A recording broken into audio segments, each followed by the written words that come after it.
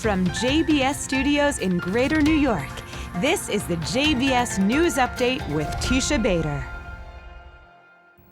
I'm Teisha Bader with the JBS News Update for Tuesday, June the 20th, 2017.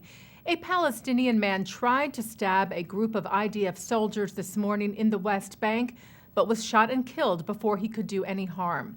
According to the IDF, the terrorist approached Israeli soldiers stationed at a security checkpoint at the Adam Junction, which is near the Jewish settlement of Adam, just north of Jerusalem. He then pulled out a knife and tried to stab the soldiers, who responded with gunfire, injuring the terrorist, who later died of his injuries. The attempted terror attack this morning follows a deadly attack Friday night in Jerusalem that left a young Israeli woman dead. Thousands attended the funeral late Saturday night of 23-year-old Israeli border police officer Hadass Malka, who was stabbed to death in a terror attack at the Damascus Gate in Jerusalem's Old City. The three Palestinian terrorists in that attack, who also wounded several bystanders, were shot and killed by Israeli forces. The Palestinian Authority called the deaths of the terrorists war crimes and made no comment regarding the murder of the Israeli officer. Israeli Prime Minister Benjamin Netanyahu expressed his outrage at the PA's response and urged the international community to speak out. Netanyahu said, "I call on the countries of the world to condemn both the murder and those who praise it, and demand the immediate cessation of Palestinian Authority payments to the families of terrorists, something that only encourages terror."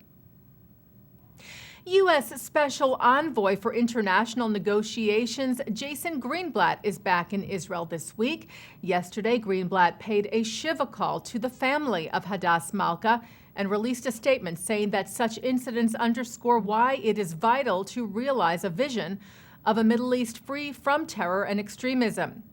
Greenblatt met today with his Israeli counterpart Yitzhak Malcho, as well as with Palestinian leaders, and then later with Prime Minister Netanyahu, in an effort to move peace talks forward. He also prayed at the Western Wall in Jerusalem's Old City, and later wrote on social media that he prayed for an end to violence. Tomorrow, Greenblatt will be joined in Israel by senior White House advisor Jared Kushner. The two will continue their meetings with Israeli and Palestinian officials in an effort to advance peace efforts. Former Israeli Prime Minister Ehud Olmert has been taken to the hospital for symptoms suggesting a possible heart attack.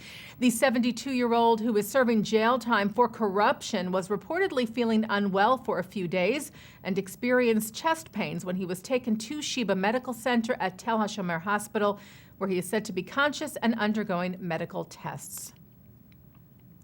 Well, the Kingdom of Jordan announced that it will allow the film Wonder Woman to be shown in the country. Lebanon and Tunisia both banned the screening of the film because its lead actress and star Gal Gadot is Jewish and Israeli. The Jordanian parliament has been debating the issue for several days, with many opposed to the film. However, on Sunday, Jordan's Minister of Communications, Muhammad al-Momani, said the citizenship of the actor cannot be grounds for preventing the screening of any film, adding that Jordanian culture is deeply rooted and cannot be influenced by any film, whatever its positions. Immigrant and refugee advocate David Lubell has been honored with the 2017 Charles Bronfman Prize. Lubell is the founder and executive director of Welcoming America, which helps local communities across the country with the integration of immigrants and refugees. The $100,000 award is given each year to a Jewish humanitarian under the age of 50 whose work is informed and fueled by Jewish values and has broad global impact that can potentially change lives. Charles Bronfman said of Lubell's work that Welcoming America shows us how we can all benefit from the resilience, talent, and positive impact of these new Americans, which has forever been the experience of our nation of immigrants. Lubell responded to the honor saying that as a Jewish American, nothing could make me feel more connected to my values and to my history than working to welcome the stranger. And I am thrilled that the judges recognized the significance of this work. A Holocaust survivor is in Israel for the first time thanks to the efforts of a high school student he befriended in Southern California. The Ventura County Star reports that 17-year-old Drew Principe met 89-year-old Henry Oster at a school assembly, where Oster spoke about his experiences in the Holocaust and shared the fact that he was deported with his family from Cologne, Germany, just weeks ahead of when he was supposed to celebrate his bar mitzvah, and ultimately was sent to Auschwitz, where he was liberated from 4 years later. He also shared that he had never been to Israel. Principe decided to start a fundraiser for Oster, raising about $15,000, and yesterday Oster, along with his wife, arrived in Israel, where he will have a bar mitzvah and meet with his last living relative. And taking a look now at our programming for tonight on JBS for Tuesday, June the 20th at 7 o'clock, a look at the interfaith family today.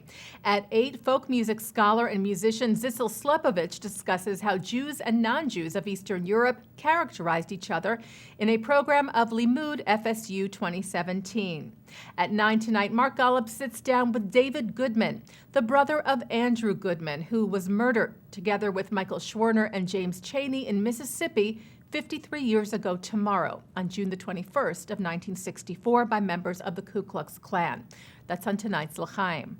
At 10, a discussion of social safety versus civil rights.